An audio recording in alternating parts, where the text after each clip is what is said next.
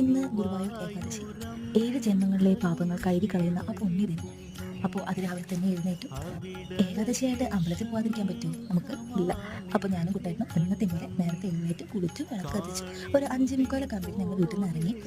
ഇവിടെ അടുത്തുള്ളൊരു വിഷ്ണു ക്ഷേത്രമുണ്ട്, അവിടേക്കാണ് ഞങ്ങൾ പോയിട്ടുണ്ടായിരുന്നത്. അപ്പോൾ ഏകാദശി ആയതുകൊണ്ട് തന്നെ നല്ല തിരക്കുണ്ടായിരുന്നു. ഏകാദശി വ്രതം എടുത്ത ആൾക്കാരെല്ലാം തൊഴാൻ വന്നിട്ടുണ്ടായിരുന്നു. അവിടുന്ന് ഞങ്ങൾ കുറച്ച് വഴിപാടുകളെല്ലാം കഴിച്ചിട്ട് തൊഴുതിറങ്ങി. അമ്പലത്തിൻ്റെ അവിടെ എത്തിയപ്പോൾ ഞാൻ ക്യാമറ ഓൺ ആക്കിയില്ല. അതൊക്കെ കഴിഞ്ഞ് തൊഴുതിറങ്ങി പ്രസാദം കിട്ടി. പ്രസാദം കിട്ടുമ്പോൾ നമുക്ക് ആ വെള്ള പൂവ് കിട്ടിയാലേ നമ്മൾ ആഗ്രഹിച്ച കാര്യങ്ങളെല്ലാം നടക്കുമെന്നാണ് പറയാറ്. അപ്പോൾ ആ വെള്ളപ്പൂ കിട്ടിയതിൻ്റെ സന്തോഷത്തിലാണ് കേട്ടോ ഞാൻ.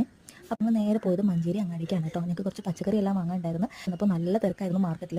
ഇവിടെ ഹോൾസെയിലായിട്ട് റീറ്റെയിലായിട്ടൊക്കെ അങ്ങനെ വിൽക്കുന്നുണ്ട്. അപ്പോൾ ഞങ്ങൾ ഇവിടെ വന്നിട്ടാണ് പച്ചക്കറി വാങ്ങിയത്. നമുക്ക് ഇങ്ങനെ എടുക്കുകയാണ് ലാഭം കേട്ടോ. ബൾക്കായിട്ട് നമ്മൾ എടുക്കുകയാണെങ്കിൽ ഇന്ന് വാങ്ങണമെങ്കിലും കുറച്ച് വില കമ്മി ഇവിടെ ഉണ്ടാവും. പിന്നെ ഞങ്ങൾ വീട്ടിലേക്ക് കുറച്ച് സാധനങ്ങൾ കൂടി എടുക്കാണ്ടായിരുന്നു. അതൊക്കെ എടുത്ത് ഞങ്ങൾ വീട്ടിലേക്ക് എത്തി. വരുന്ന വഴിക്ക് കുട്ടികൾക്ക് വടയും നെയ്യപ്പം ഒക്കെ വാങ്ങിയിട്ടുണ്ടായിരുന്നു കേട്ടോ. വീട്ടിൽ വന്നിട്ട് ചായ കുടിച്ചു. പുറത്തുനിന്ന് ചായ കുടിച്ചില്ല, ഏകാദശിയല്ലേ. അപ്പോൾ അത്രയേ ഉള്ളൂ. അപ്പോൾ